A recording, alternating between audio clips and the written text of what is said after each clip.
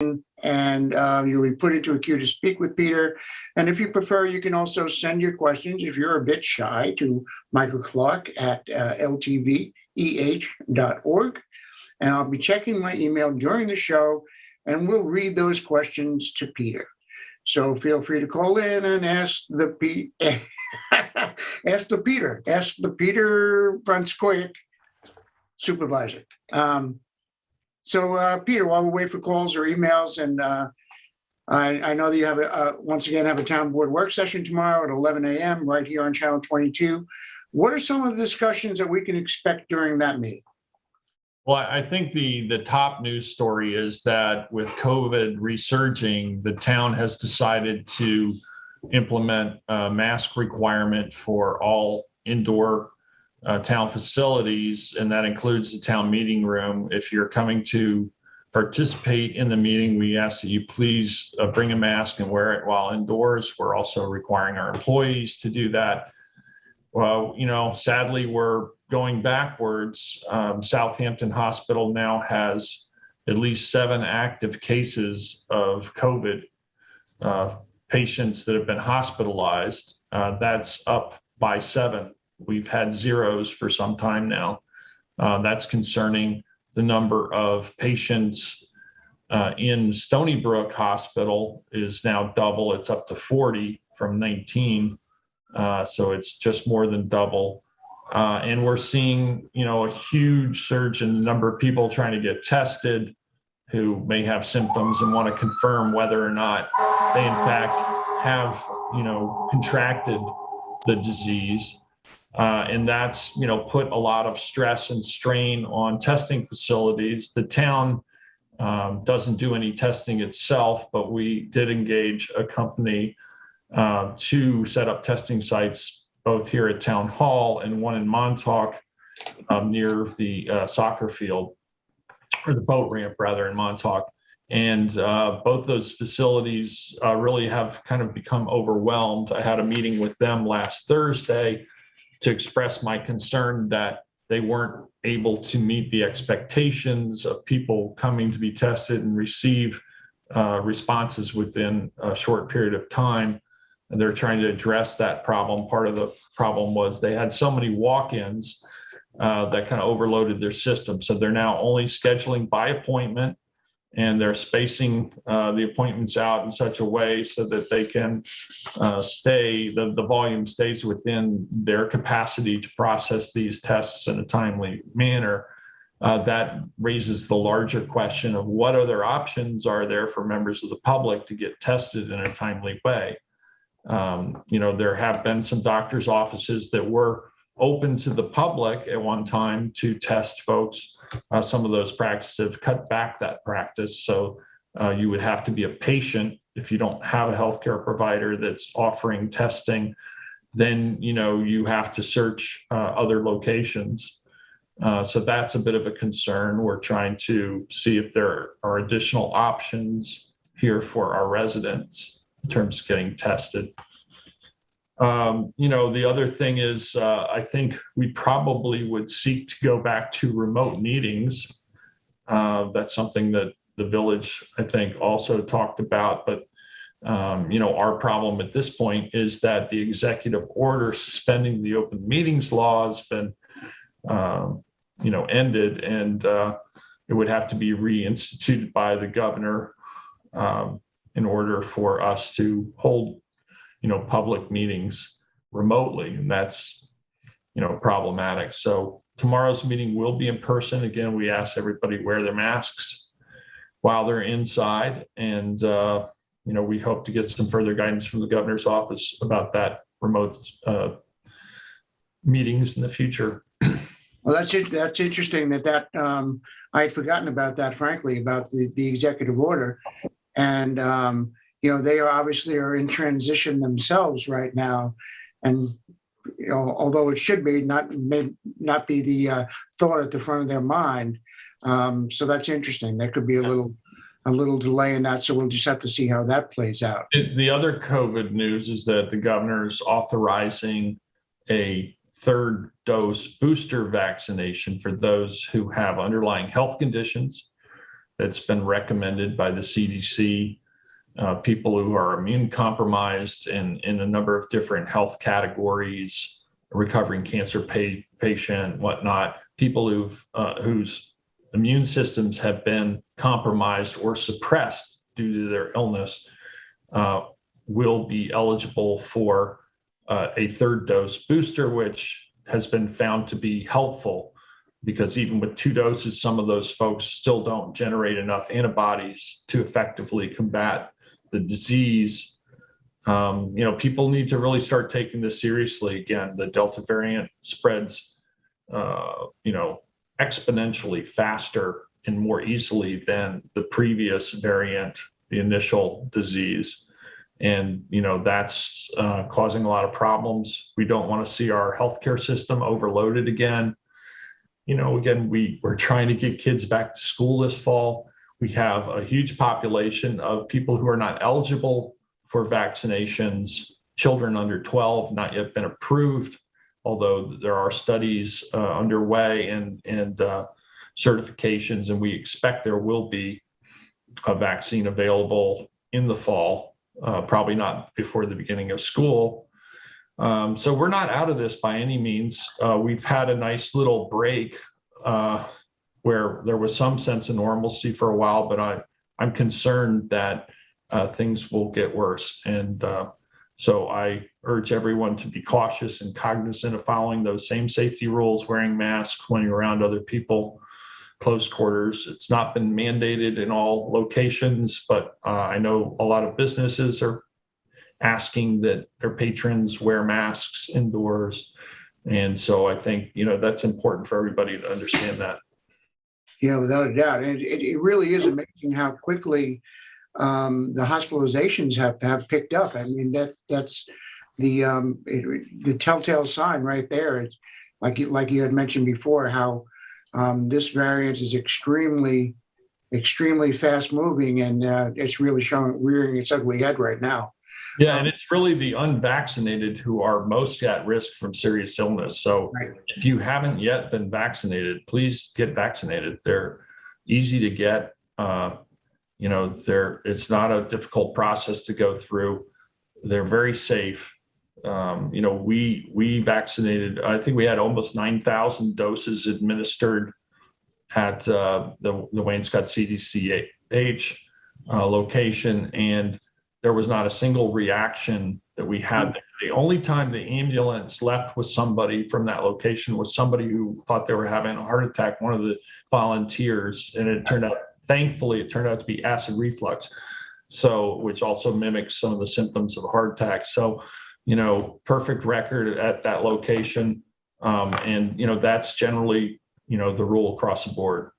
Yeah, I was there. And I remember that with the acid reflux situation, we were glad all the recoveries took place, but they were right there, right on it. And that whole situation went extremely well. And hopefully there's no thought of, that kind of thing opening up again, right, Peter, for a third dose for those folks that are immune compromised?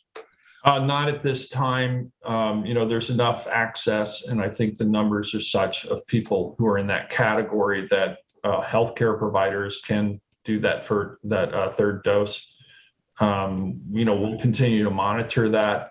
We are going to be involved with Stony Brook Medicine again and OLA to have another pop-up in Montauk at the Playhouse. So we'll be administering vaccine there in September.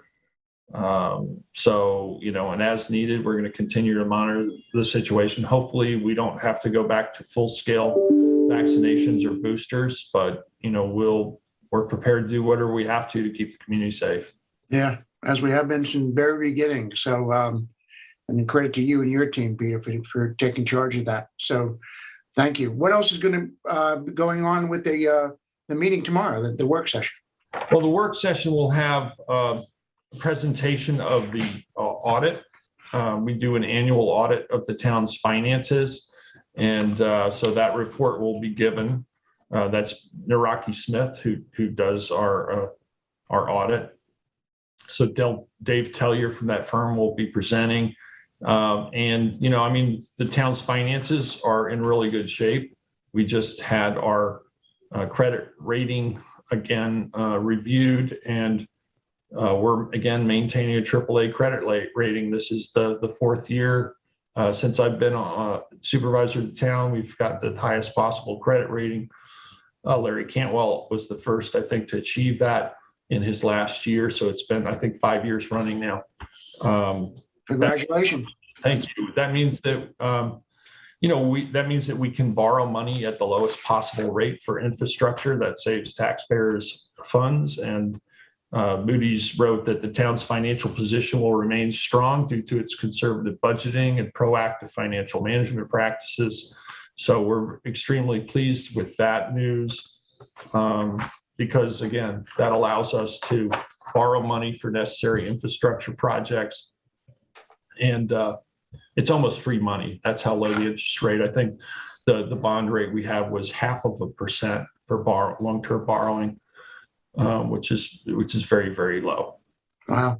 And so what about news of the airport, Peter? What's going on? We will have a presentation from our outside consultants. We'll have Lisa LaCourie and Peter Flinker of Dodson and Flinker presenting our community engagement update and plan. As you know, the airport topic has been one of concern and discussion for probably 3 decades now. And we will be in a position beginning the end of September to actually start taking control of our town airport again due to FAA grant assurances, which were put into place with the grant to the town about 20 years ago. We basically lost all control over the capacity, volume, and flight times in and out of the airport. So we'll have that discussion tomorrow. I expect there'll be a great deal of interest about how we'll proceed.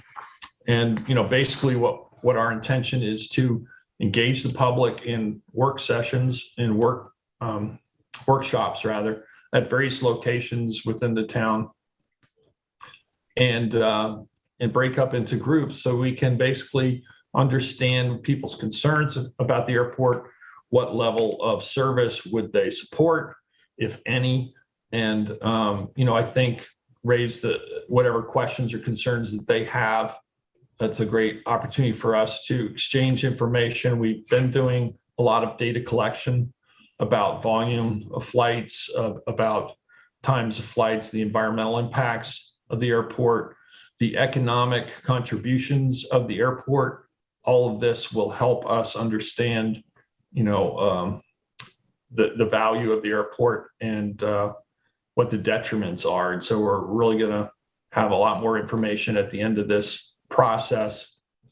It will be somewhat similar to what we did with the Hamlet studies, where we engaged the various Hamlet residents to let us know what they wanted to see in the future of that Hamlet.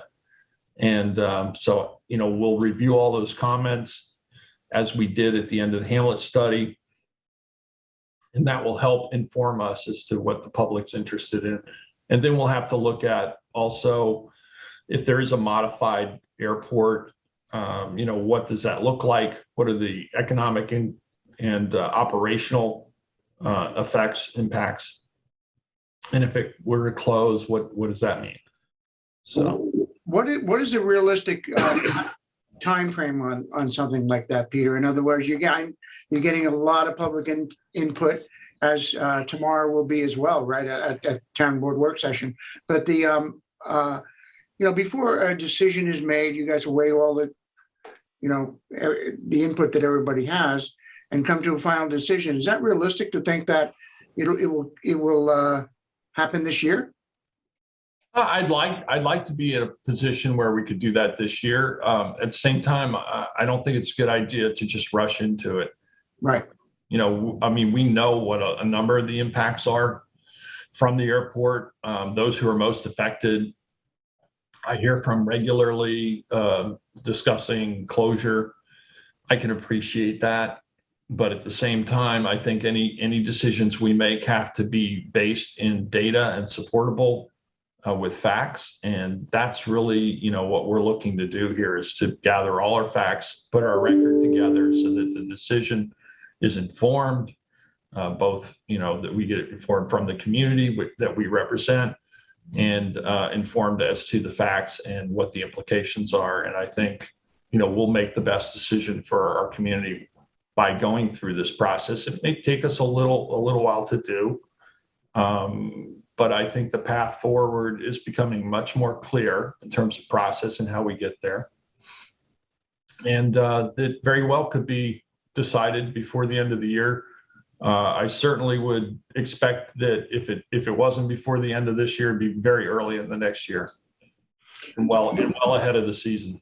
So folks, if you have any comments about the airport or anything else that you'd like to call in and speak with Peter about, you see the number going across the top of the screen there. You can voice your ideas, opinions, concerns here on Channel 22 every Monday at 5 o'clock, and it's your opportunity to speak directly with Peter. Peter, one of the discussions that I think at the last meeting was cannabis, right? And some of the ideas that were flowing around about restrictions or what might happen, if anything. What can you give us an update on that? Well, we're just really beginning that conversation, and we have until December 31st to either opt in or not, and opt out or not. We're automatically opted in. And I really think we need to engage, again, the public to get their opinions about what they feel is the right path forward. The law allows for retail distribution to take place within the municipality. And just as we do have regulations regarding most businesses, we might want to consider where we would allow such retail businesses to operate. We can actually control and regulate the hours of operation, which is something, we can't normally do with other types of businesses, but the law does provide for that. So the question is, and I think there've been concerns raised. You don't want a pot dispensary right next to a school, right? That sort of thing, or a youth park, youth center. So I think having a discussion with the community to find out what's acceptable and most appropriate. We have our own ideas, but we represent you, so we need to know. I have actually had contact from a number of people who are interested in getting into the retail business. Not surprisingly, given the number of people that we have here, particularly in summertime. And then I've had some comments from other people who just don't want to see it at all. There are questions about its use in public places, at the beach. Smoking is something that is prohibited in certain public areas and places. And this law provides that any area that is where smoking of tobacco is prohibited, you can also prohibit the smoking of cannabis. So we're going to be taking a look at that as well. So there are a lot of implications, and we really haven't had that discussion with the community. We haven't had much input. We did have someone come to the work session when we first discussed it to say they're interested in having a cannabis related business, and they want to have further discussions and understand and be very transparent about, that process and what they would like to do. Well, do you think there would be a positive impact financially for the town if we did have the retailer? There is a tax revenue sharing program, and it would bring some tax revenue to town. We'll be looking at the economic implications, and then you can designate those funds for particular projects, efforts, or issues. So that's again another aspect that we'll need to think about and hear from the public on. Well, it's going to be kind of fun to follow. That should be very interesting. What else is going on, Peter? Anything else for just in general? Well, the other agenda item for tomorrow's work session is speed limit on Hog Creek Road. It's currently 35 miles an hour, which is kind of odd because every other road in the area is really 30 miles an hour. There's been some complaints that road speed limit is too high. And so we're going to be discussing that and potentially changing that to 30-mile-an-hour speed limit. Okay. And then, we'll have, I'm sure, a very robust executive session to discuss a number of things. But that's what's on tap for tomorrow. Okay. Well, thank you for that. How about what any other hot issues that are flowing around town hall there besides the mask? I mean, you hit on quite a few here today, but yeah, I think that's a lot of it. I mean, I know, we've been trying to complete the emergency communications system, and also at the same time also looking across the town at the infrastructure for personal wireless services. And as you know, and it's been in the press quite a bit, and we've had a lot of feedback from residents in Springs about a possible alternative site for cell tower on the Lincoln Crandall town-owned parcel. It's a 7-acre parcel, former sand mine that's kind of gone back to nature. And, so that's a site we looked at. It's in the geographical area that would actually provide coverage for the areas that we really need to reach. It's one of the few parcels large enough so that there's no structure or home within a single fall zone of the tower, and maybe just barely clips double fall zone. We're looking to try and find a location that meets the town's standards under planning and zoning, and is geographically located to actually be able to provide the emergency communications coverage that we need. We had conversations with Girl Scouts, and primarily their leasee, American Tower, that has a site on the Girl Scout property. It's about 174 acres. It's within the geographical area that would provide coverage. However, that lease agreement did not allow for a tower to a height that would accommodate our emergency communications needs. So then we went to look for other sites. There's been a long history at the Springs Fire Department with regard to the tower that has a number of residences within the fall zone. It's been pretty controversial from the start and been in litigation, both the fire department suing the town, and judge ruled that they do need to follow the process. They're engaging in that process of site plan review now. Again, this has all taken some time, and we really need that communication up now. We needed it years ago. We had the chief of police come in, code enforcement, all of our emergency services basically been saying this is something that really needs to be fixed, and we're doing our best to fix it, but it's controversial. Nobody wants it anywhere near their house, yet everybody needs that service. yeah, obviously you just drive up around that area, just look at the signs, that people, on both sides of the fence, right? And, turns where they stand. I understand the emotional response, and Sure. and I get it. Nobody wants to have the scenery in their neighborhood marred. They don't, they have a number of concerns. I think the concerns are legitimate. Whether or not all the aspects are supported or not, I'm not sure. I do know that we have a similar sized tower that was built on town property on Old Northwest Road, abutting Bull Path, little pricier neighborhood. When you drive around that neighborhood, you cannot see that tower, from the vantage points that at least I've seen. I don't think the neighbors really have direct view of it for the most part. I didn't even know there was one up there. I drive past there every day. Okay. Yeah, if you're coming off Cedar Street and you take that little angle, you will see the entrance to it right next to the fire substation. Okay. On Old Northwest Road. And that's the only view you really get of it, unless you're far, far away looking across the horizon. Right. just because of the angle, you know, of viewers' point of view and the obstructing forest and trees in between.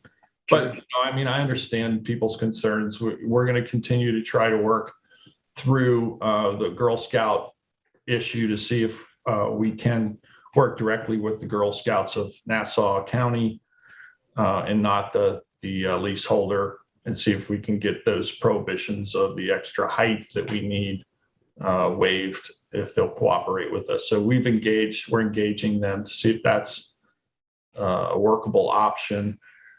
I would be very surprised if we don't still have neighbors to the Girl Scout camp that also are concerned about a possible tower. And again, I think it'd be hard to put something in a geographical area that will solve the coverage issues and won't elicit some complaints or concerns. Well, certainly more to follow on that. That's for sure.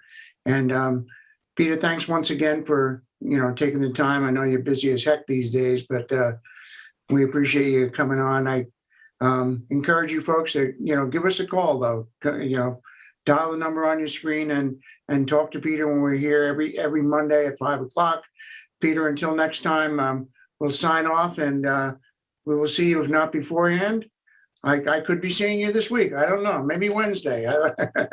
And we will touch base next Monday at 5 o'clock. Thank you very much. Thank you, Michael. Stay safe, everyone. Bye now. Bye.